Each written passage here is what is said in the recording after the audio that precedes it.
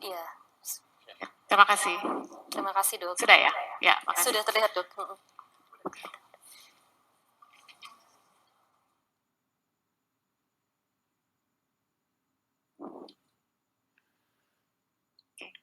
Baik, mungkin kita langsung saja untuk pertanyaan nomor 1 ya. Jadi soal nomor 1 ini adalah laki-laki usia 67 tahun datang ke gawat darurat mengeluh terus-menerus tidur, hanya bangun sesaat bila dipanggil sejak 2 hari yang lalu. Kemudian sejak 3 hari pasien muntah darah dan BAB hitam, dan kemudian pasien juga sudah pernah dilakukan terapi pengingatan pembuluh darah di kerongkongannya. Menurut keluarga pasien sejak 1 minggu sebelumnya itu pasien tampak agak gelisah begitu ya, kemudian ada sulit tidur juga, dan pada pemeriksaan fisiknya didapatkan pasien itu ada somnolen, cenderung ke arah sopor, terus kemudian tekanan darahnya 100/70 mm Hg, nadinya 108 kali per menit, mata konjungtiva pucat dan terdapat asites, serta tanda-tanda ada ginekomastia, spider nevi, flapping tremor, dan sebagainya. Untuk pertanyaannya, apakah yang paling mungkin menjadi penyebab penurunan kesadaran pada pasien? Ya, silakan dijawab. Terima kasih.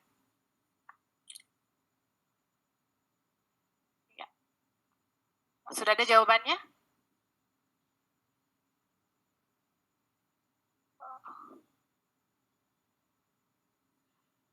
Ya, selesai?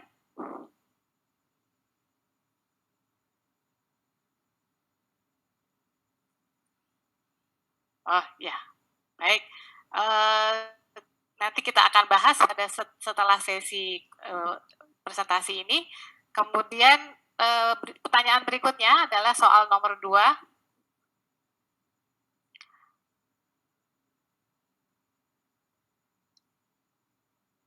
Nah, untuk soal nomor 2, ini adalah seorang perempuan datang ke dokter dengan keluhan muntah darah sebanyak 100,5 gelas atau kurang lebih 100 mili begitu ya, sejak 8 jam yang lalu. Pasien mengaku tidak pernah mengalami keluhan yang sama. Nah, pada pasien ditemukan pada matanya kuning, namun tidak ada riwayat sakit kuning sebelumnya. Pada pemeriksaan fisik, tekanan darah didapatkan ada 120/80, kemudian frekuensi nadi 82 kali per menit, RN-nya 24 kali per menit, serta temperaturnya 37,8. Konjungtiva juga tampak pucat dan skalanya ikterik, kemudian ada ginekomastia dan liatnya Softer 2. Nah, spider nevi positif, shifting Danos positif, serta palmar erythema juga positif. Nah, pertanyaannya, apakah yang paling mungkin menjadi penyebab terjadinya muntah darah pada pasien ini? Ya, silakan dijawab. Oke, cukup? Mungkin bisa dilihat jawabannya.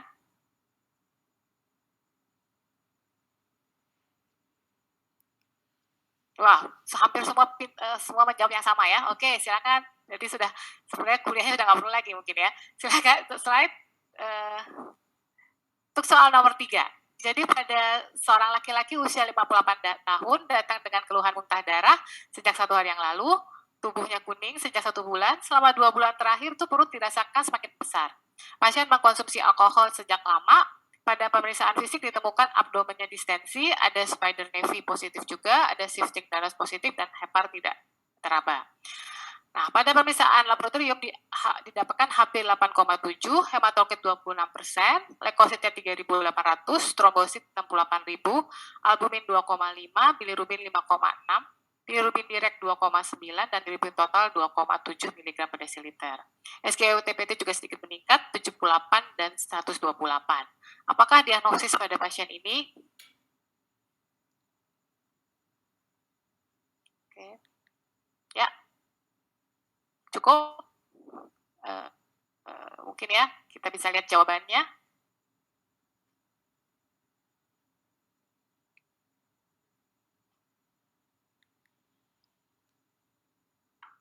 Oke. Baik. Ya, sebagian besar menjawab sirosis hepatis dekompensata. Oke, mungkin untuk selanjutnya pertanyaan yang terakhir, soal nomor 4. Nah, untuk soal terakhir ini adalah seorang laki-laki usia 57 tahun datang ke gawat darurat dengan lemah, kemudian keluhan didahului dengan perut begah, perut terasa makin membesar sejak 2 bulan. Pasien juga mengeluh mata kuning, kemudian disertai nafsu makan dan berat badan menurun serta perut terasa nyeri. Pada pemeriksaan fisik didapatkan kesadaran kompos mentis, tampak sakit berat, tekanan darah 110/70, nadi 98, dan frekuensi napasnya 16 kali per menit, serta suhu 37,8. Pemeriksaan abdomen didapatkan hati teraba 5 cm, konsistensi berbenjol. Pada pemeriksaan ekstremitas didapatkan palmar etem positif. Pada pemeriksaan laboratorium didapatkan Hb 9,7, leukosit 8.000, dan trombosit 96.000. Nah, pertanyaan ini terakhir ini adalah apakah diagnosis yang paling mungkin? Ya, silakan dijawab. Oke. Mungkin sudah bisa disubmit jawabannya.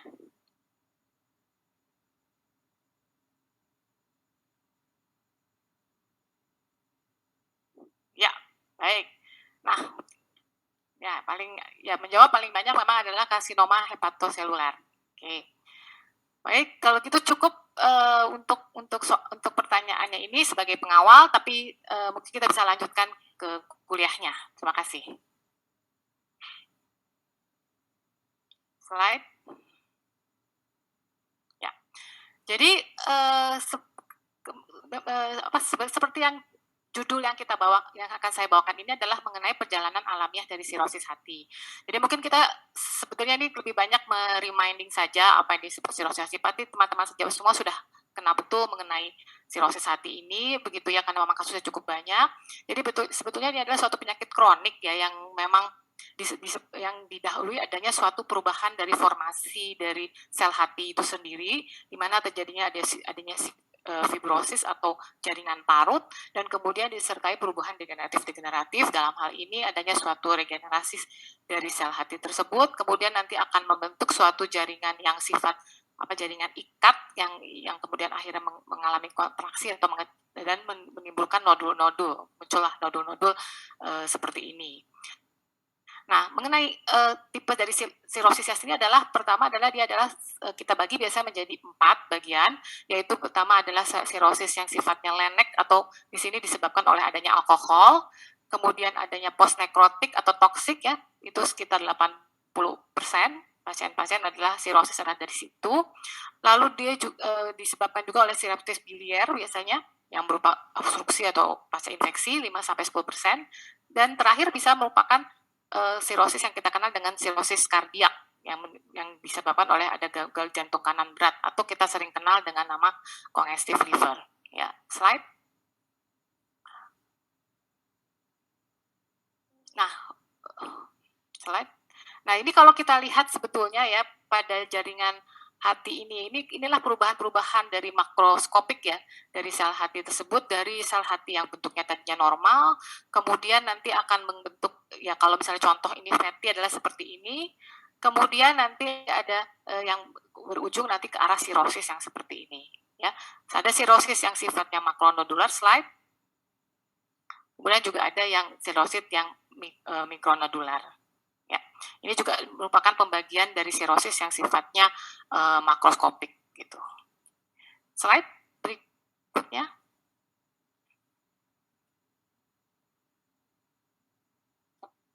Karena jadi mungkin kita ulangi lagi bahwa memang patogenesisnya itu adalah sebetulnya adanya sel-sel hati atau hepatosit yang mengalami perlukaan ya, atau mengalami itu yang disebabkan nanti akhirnya jadi nekrosis ya. Misalnya di sini kita lihat adanya pengaruh alkohol tadi, kemudian ada virus, juga mungkin obat-obatan, toksin dan sebagainya. Nah, mungkin awalnya adalah mengalami dulu reaksi yang kita sebut kronik, inflamasi kronik atau hepatitis gitu ya, hepatitis kronik. Kemudian akhirnya terjadilah bridging fibrosis, terjadilah regenerasi dari hepatosit itu sendiri, dan terbentuklah nodul-nodul.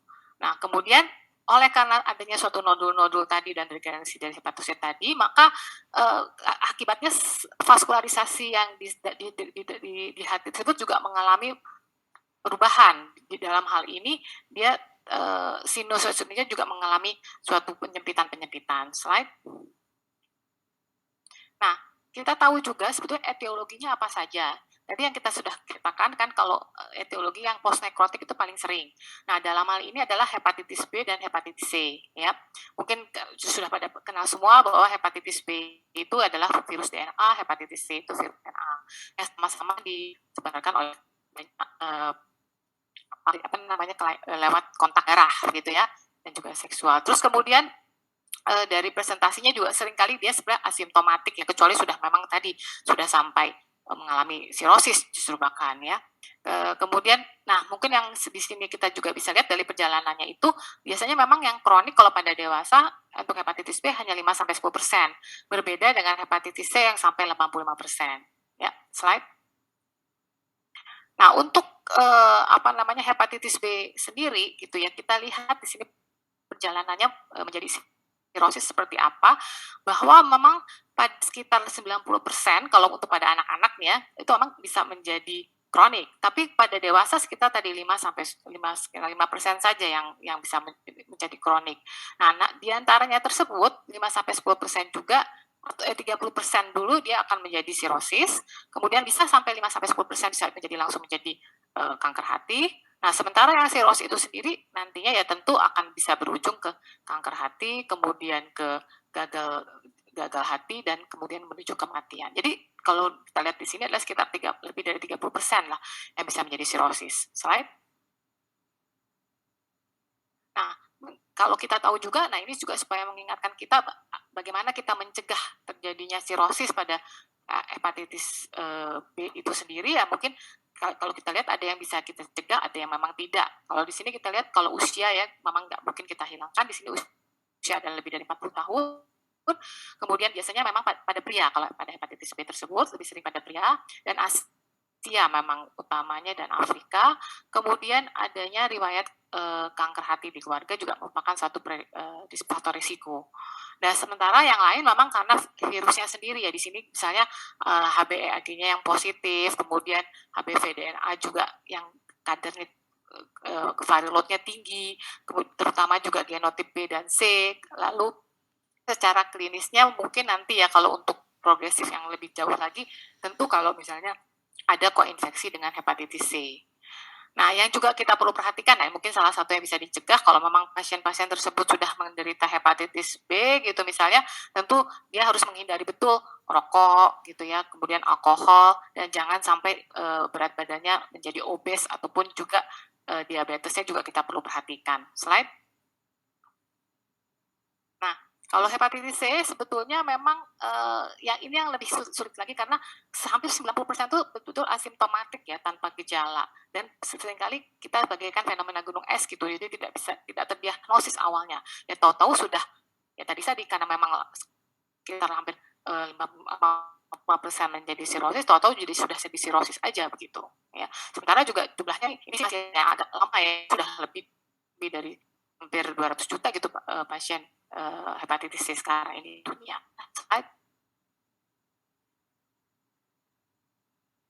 Slide. Nah, kalau etiologi yang berikutnya adalah memang kalau kita kenal dengan nama istilah non-alcoholic fatty liver disease atau perlemakan hati yang bukan karena alkohol. Nah, di sini kita kenal dua tahapan terjadinya. Pertama adalah pasien itu mengalami steatosis terlebih dahulu, gitu ya. Terus kemudian situ akan kita dapatkan adanya kenaikan, biasanya bisa mulai muncul kenaikan transaminase ataupun semuanya tampak normal saja. Misalnya wanita pria lebih banyak sama dengan pria tuh hampir sama, dan munculnya memang pada usia-usia yang pertengahan gitu ya. Terus kemudian untuk selanjutnya maka di steatohepatitis mana adanya muncul pada sel hatinya adalah istilah balloning ya. Terus kemudian degenerasi Mallory body, steatosis, dan neutrofiliknya. Dan ini akan mencetuskan perkembangan fibrosis yang cenderung progresif. Slide. Nah, kalau kita lihat lagi nih ya perkembangannya sebetulnya ya dari dia sekitar yang normal tuh kita lihat di sini di Asia Pasifik ya utamanya misal 5 sampai 40 dari populasi itu bisa mengalami steatosis. Kemudian 6 sampai 13% mengalami NASH atau non alkoholik steatohepatitis. Lalu nanti sekitar 10 sampai 20% ini hati-hati ya bisa mengalami sirosis. Dan itu bisa berjarak sampai kurang lebih 10 tahun gitu terjadinya. Jadi yang NASH inilah kita mesti segera aware untuk mencegah supaya tidak terjadi sirosis. Dan ujung-ujungnya tentu dari sirosis bisa berkembang menjadi hepatoma lagi atau HCC. Slide.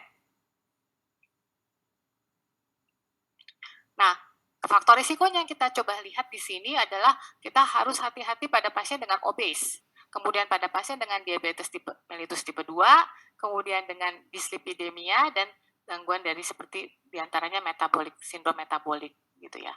Nah, kondisi yang lain adalah mungkin pada kondisi-kondisi di mana pasien itu menderita juga hipotiroid, kemudian ada hipopituitarism, hipogonadism, dan yang kalau dari kasus Obgyn biasanya pasien dengan sindroma ovarium polikistik ya.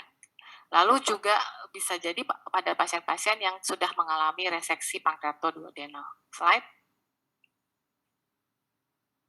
Nah, kalau untuk yang lain lagi sebagai salah satu pencetus faktor risiko dari steatohepatitis itu biasanya bisa berupa yang sekunder. Ya, dalam ini udah sebagian sudah kita dapatkan di depan, tapi juga kita mesti perhatikan semacam kayak starvation atau kelaparan berat itu juga cenderung bisa menjadikan steatosis. Lalu obat-obatan misalnya diantaranya ada amiodaron, methotrexate, tamoxifen, dan steroid. Yang lainnya yang sifatnya lebih mikrovaskular adalah misalnya pada pasien sindrom Rey, kemudian obat-obatan yang lain misalnya valproat, antiretroviral, dan sebagainya. Dan untuk pada pasien-pasien yang pada saat kehamilannya mengalami kelainan misalnya acute fatty liver of pregnancy, HELLP syndrome itu juga cenderung bisa menjadi fatty liver. Slide. Nah, yang lain lagi adalah autoimun hepatitis. Nah, di sini kita lihat pengaruhnya umumnya pada wanita yang masih muda ya, gitu ya. Terus kemudian tapi hati-hati itu justru cenderung bisa langsung kerusakan livernya sangat berat, gitu yang kita kenal dengan namanya cryptogenic cirrhosis. Keluhannya memang bisa bergejala sampai kuning, kemudian nyeri perut dan gejala-gejala simptom lainnya. Nah, ini yang kita perlu perhatikan adalah kita bisa tes pemeriksaan anti-smooth muscle antibody itu 80% biasanya positif, kemudian ANA ya kalau yang mungkin yang banyak di laboratorium biasanya ANA sekitar 10%. Ya. Slide.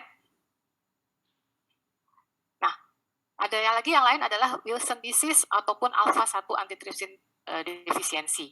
Nah, kalau untuk Wilson itu kita ketahui adalah penyakit adalah defeknya dari tembaga ya atau koper yang kemudian bisa berakumulasi di hati.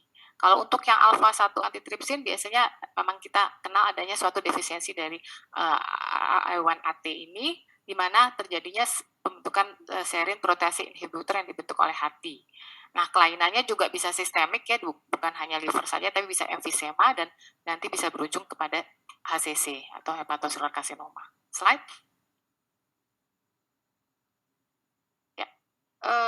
Berikutnya lagi adalah kasus di mana kita kenal adanya primary biliary cirrhosis dan primary sclerosing cholangitis. Nah, PBC maupun PSC ini memang juga ternyata ada sangat berhubungan dengan autoimun juga, begitu ya. Dan biasanya memang wanita juga lebih sering terjadi.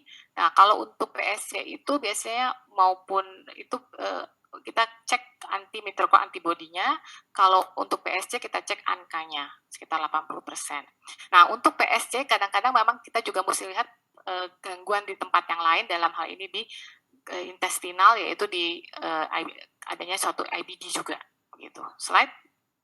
Dan hati-hati 20-30% menderita bisa terjadi cholangiocarcinoma. Nah, berikut ini gambaran dari hepatitis sirosis itu sendiri ya. Bahwa memang sirosis itu suatu penyakit yang bisa kena mulai dari ujung rambut sampai ujung kaki gitu. Jadi mungkin sudah sama-sama mengetahui mulai dari stigmatanya sampai komplikasi-komplikasinya. Ya. Slide. Nah, Ini kita lihat yang cenderung sebagai kita kenal dengan namanya stigmatosirosis adalah spider nevi, kemudian ada palmar erythema, ada icterus atau jaundice. Ya, slide. Dok, izin dok, waktunya tinggal 3 menit ya. lagi dok, mohon maaf. Kemudian juga ada venektasi dan sebagainya. Ya, kita lanjut aja slide. Nah, diagnosis tesnya itu adalah ada berbagai macam ini. Ya, slide. Dan ini juga gambaran dari CT scan maupun USG abdomennya, slide.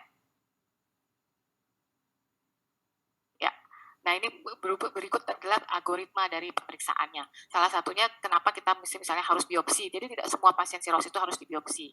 Atau Anda bisa juga modalitas lain seperti fibroscan. Slide. Nah, inilah sebetulnya kita yang akan kita masuki adalah sebagai perjalanan penyakit dari chronic liver disease tadi. Jadi kita ada yang kita kenal dengan adanya penyakit hati kronik, sirosis berkompensasi dan sirosis dekompensasi. Ini yang penting di sini, di mana terjadinya komplikasi itu bisa berupa pendarahan varises, kemudian asites, ensefalopati, jaundice, coagulopati, dan liver failure. Slide, ya. Ini kita mungkin kita lewatkan saja semua ini bagaimana terjadinya tadi proses-proses dari gangguan tadi. Slide. Ya, kemudian slide. Nah, sampai terjadinya nanti adanya hipertensi portal, kemudian karena adanya splenic dilatasi dan sebagainya. Slide.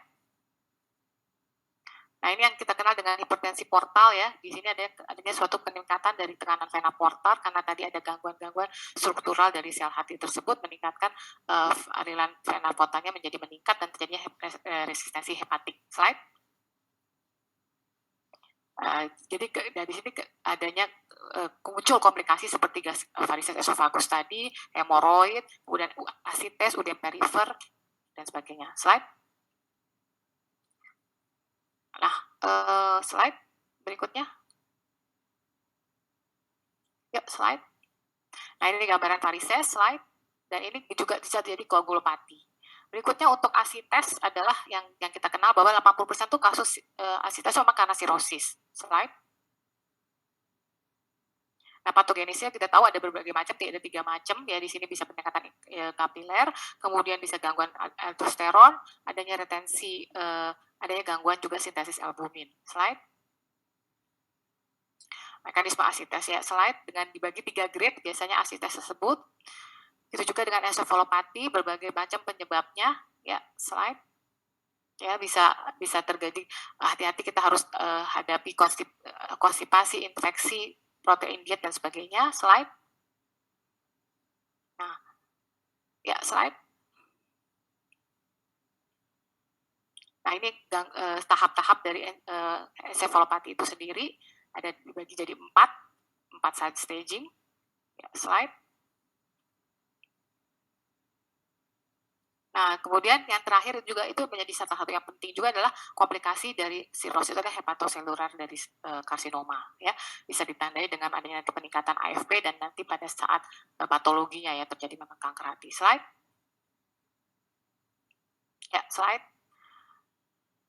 Ya, ini yang kita harus ingat adalah klasifikasi prognosis dari sirosis itu sendiri, di mana tadi kita bisa bagi menjadi 3 skor 3, kemudian nanti setelah dijumlahkan akan menjadi Clitted Child A, di mana kalau jumlahnya kurang dari 7, kalau 7 sampai 9 itu Child B, dan lebih dari 9 itu Child C. Ya. Nah, di mana Child B, Child C itu cenderung sudah mengalami dekompensasi. Slide. Nah, untuk kita lihat sekarang baru untuk yang terakhir terbaru adalah mengenai perkembangan dari sirosis itu sendiri kalau sudah mengalami dekompensasi, yaitu sekitar 5-7% per tahun. Nah, kita bisa lihat di sini adalah kalau yang kompensasi itu 0 sampai 2, ya di sini hanya belum ada varises, kemudian kalau dekompensasi sudah ada bleeding biasanya, dan dekompensasi bila sudah ada asites refraktor, ada kuning, kemudian ada disfungsi organ, sampai nanti ada gagal liver akut, serta kematian. Slide. Nah, kalau yang ini berarti kecenderungannya kalau kompensasi itu bisa asimptomatik bisa berlangsung 12 tahun. Karena kalau yang tadi cenderung sampai 2 tahun saja. Nah, salah satu di sini adalah asites refraktor tadi, yang dikatakan kalau memang sudah resisten terhadap diuretik itu sendiri. Slide. Nah, di sini bisa kita lakukan slide pembagiannya ya, biasanya ada kriteria diagnostiknya itu. Ya, jadi biasanya dalam hal ini kalau memang sudah tidak ada respon tadi, kemudian mengenai varises hemorrhagic tadi kita bisa lihat di sini 70% GI bleeding itu memang berasal dari varises hemorrhage itu sendiri. Slide. Nah, kemudian ada infeksi bakterial itu juga salah satu yang dalam hal ini SBP itu juga salah satu yang menyatakan bahwa kondisinya memang sudah berat gitu ya. Jadi memang sudah dekompensasi ya, sekitar 50% mortality-nya kurang lebih bisa terjadi. Slide. Nah, ini diagnosisnya ya, mungkin kita bisa lewatkan saja. Slide. Nah, terakhir mungkin yang menjadi permasalahan adalah AKI ya. Dalam hal ini atau kita kenal dengan AKI pada pasien sirosis. Itu bisa dibagi berbagai macam jenis ya. Bisa yang sifatnya memang ada AKI-nya atau ada betul-betul pure hepatorenal syndrome. Nah, ini ada pembagian terbaru ya dari 2015 ya di EASL, ada pembagian stage 1 sampai stage 3 itu ya. Dan itu cenderung terjadinya suatu progresi yang berat. Slide. Nah, ini yang mungkin kita harus bedakan adalah tipe AKI itu sendiri tadi. Kalau tipe 1 itu memang betul-betul hepatorenal syndrome yang berhubungan dengan AKI. Sementara kalau tipe 2 itu adanya gangguan renal tapi sebenarnya tidak terlalu berhubungan dengan AKI. Jadi mungkin lebih berjalan perlahan-lahan. Nah, apa yang disebut dengan kriteria AKI itu sendiri kalau memang tidak ada respon selama kurang lebih 2 hari dengan diuretik dan kemudian kalau perlu adanya plasma ekspansif dengan pemberian albumin 1 gram per kilogram berat badan body weight. Ya, itu mungkin seperti itu. Dan tanda-tanda yang lain adalah nggak sebenarnya kalau mau dilihat betul-betul ya nggak ada tanda-tanda makroskopik dari injury dari ginjalnya sendiri, di mana tidak adanya proteinuria lebih dari 500, tidak adanya mikrohematuria dan sebagainya. Slide. Nah, untuk akut chronic liver failure itu berikutnya adalah ini ya yang disebut dengan dekompensasi. Nah, itu bisa terjadi pada 30% pasien yang masuk pada dalam perawatan dan 25% pada pasien yang rawat jalan sebetulnya. Dan itu merupakan kematian paling tinggi dari pasien-pasien sirosis ya, karena tingkat kematiannya sekitar sampai 50%. Nah, itu ditandai dengan adanya hepatik dan extrahepatic organ failure itu tadi ya. Dan biasanya terhitung ada 28 hari lah sampai dia terjadinya kematian itu sendiri. Nah, presipitasinya apa tadi kita sudah jelaskan, adanya infeksi bakteri, kemudian adanya alkohol intake aktif ya masih berlangsung, dan adanya reaktivasi hepatitis B serta superimpos HAV dan HIV. Ya, slide. Nah, ini yang kita kriteria dari si ACLF tadi berdasarkan EASL tadi itu ya, kita bisa lihat kita bisa perhatikan kadar bilirubinnya, kreatininnya, kemudian untuk encephalopatinya, coagulation dan circulationnya serta parunya juga, kondisi parunya bisa kita nilai. Slide. Ya, klasifikasinya jadi dibagi tidak ada ACLF 1A, 1B, 2 dan sampai 3. Nah, kalau untuk 2 sampai 3 ini biasanya sudah ada lebih dari 2 organ failure. Slide. Ya. Nah, mungkin yang terakhir adalah tentang yang ternyata di sini juga tadi seperti kita bilang bahwa sirosis itu terjadi dari ujung rambut sampai ujung kaki, dan ternyata memang sirosis itu bisa juga terkena suatu adanya kardiomyopati dari sirosis itu sendiri. Slide. Ditandai dengan prolongite biasanya. Nah, kalau yang lain adalah patogenesis dari HPS. Ya, di sini ada yang kita kenal dengan hepatopulmonary syndrome. Itu juga bisa terjadi itu. Ya. Terakhir adalah slide. Nah, selain tadi hepatopulmonary syndrome juga bisa terjadi portopulmonary hypertension atau PPHT. Nah, itu bisa dikategorikan juga dari mild sampai severe. Slide. Ya, slide. Nah, itu biasanya memang meskipun insidensnya kecil ya sekitar 3-10%, tapi itu memang merupakan suatu momok juga ya pada pasien-pasien dengan sirosis ini sendiri. Jadi memang jadi sekali lagi bahwa perkembangan maksudnya kita ketahui bahwa pada sirosis dekompensasi itu justru memang lebih banyak melibatkan organ-organ lain atau organ-organ failure selain dari hati itu sendiri. Sehingga juga kita perlu perhatikan betul pada kondisi pasien-pasien sirosis itu sampai kapan dia bisa mengalami hal-hal demikian. Ya, slide. Mungkin dari saya sepertinya cukup, karena juga waktu membatasi dan teman itu juga jadi maaf ada kendala teknis sedikit. Mungkin dari saya itu saja. Terima kasih banyak atas perhatiannya. Wassalamualaikum warahmatullahi wabarakatuh.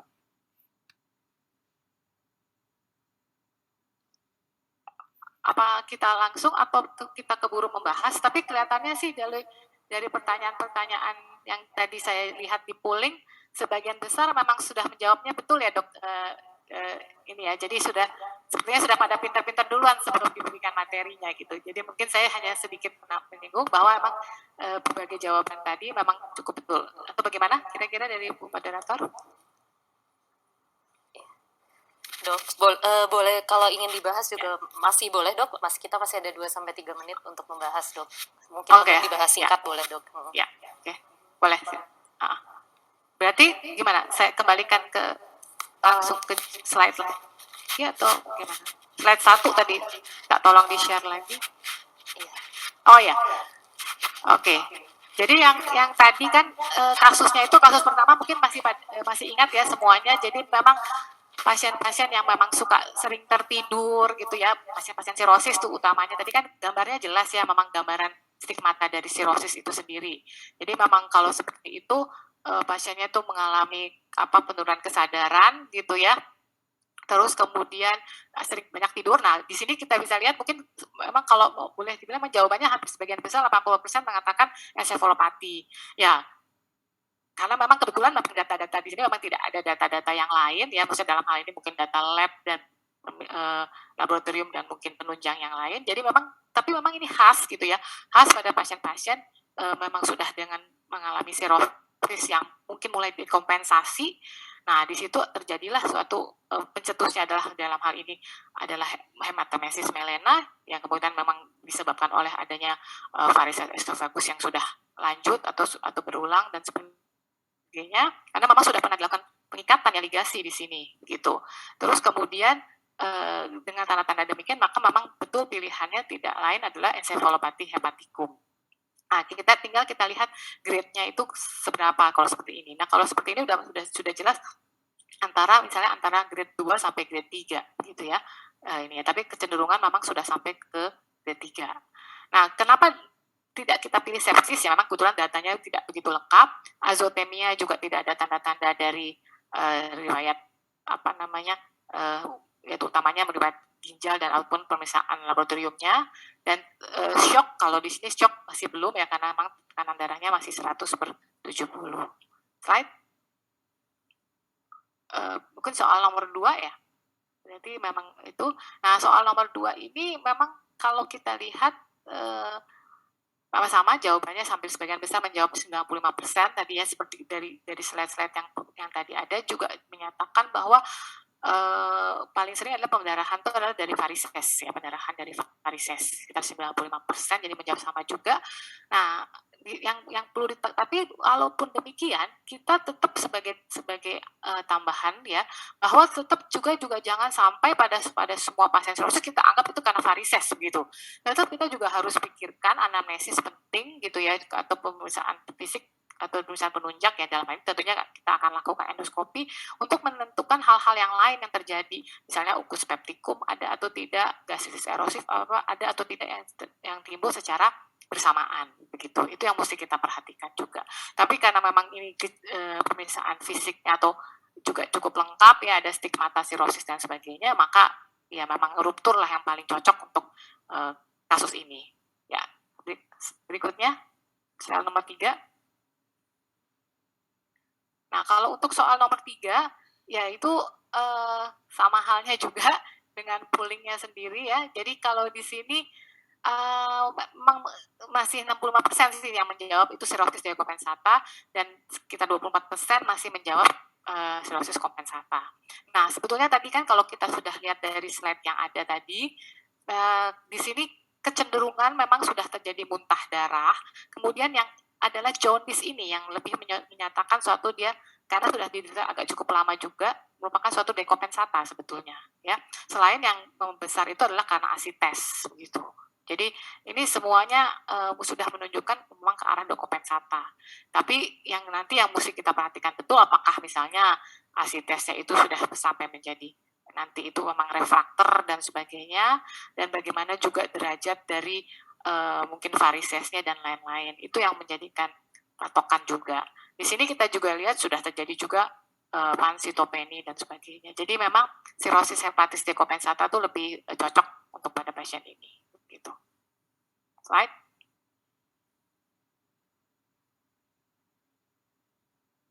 Nah, untuk soal yang terakhir, ya, untuk soal yang terakhir adalah memang kalau kita lihat di sini seorang laki-laki 57 tahun datang dengan keluhan lemah. Ya, jadi memang gejala yang khusus nggak ada karena memang sejak 2 bulan itu sudah mengeluh perutnya begah, kemudian perutnya makin besar gitu ya. Dan ini tadi sudah ada tanda-tanda dekompensasi tadi, ada kuning, kemudian nafsu makan, perut pasang juga ada merasa nyeri gitu ya. Nah, nyeri ini yang kita harus perhatikan pada pasien-pasien dari sirosis ya. Jadi dengan perut nyeri, kemudian makin membesar itu selain ada asites, apakah juga kita perlu pikirkan tadi salah satunya adalah karsinoma gitu. Nah, apalagi setelah kita periksa, ya, meskipun dia mungkin ada asites juga, tapi ternyata bisa teraba juga tuh hatinya sekitar 5 cm di bawah acus costae dengan konsistensi yang keras dan berbenjol-benjol seperti itu. Dan kemudian tanda-tanda stigmatanya juga ada, mama eritem. Nah, tinggal kita memang lanjutkan untuk pemeriksaan lanjutan, misalnya dalam hal ini ya kita lakukan pemeriksaan AFP, kemudian lakukan pemeriksaan juga USG, mungkin sampai CT scan dan sebagainya. Ya, jadi memang jawaban di sini adalah karsinoma hepatoseluler. Karena sudah pasti bukan sirosis hati lagi, karena memang hatinya sudah membesar, gitu ya. Dan kalau dikatakan hepatitis akut atau kronik ya mungkin saja, tapi ya tidak ada data yang khusus yang menyatakan dia menderita hepatitis ya. Dalam hal ini mungkin dalam salah satunya adalah serologi atau riwayat hepatitis juga sebelumnya. Oke, mungkin itu jawabannya. Mudah-mudahan jelas atas penjelasan saya baik dari soal maupun dari materi yang diberikan ya, meskipun dalam waktu yang mungkin singkat gitu. Terima kasih.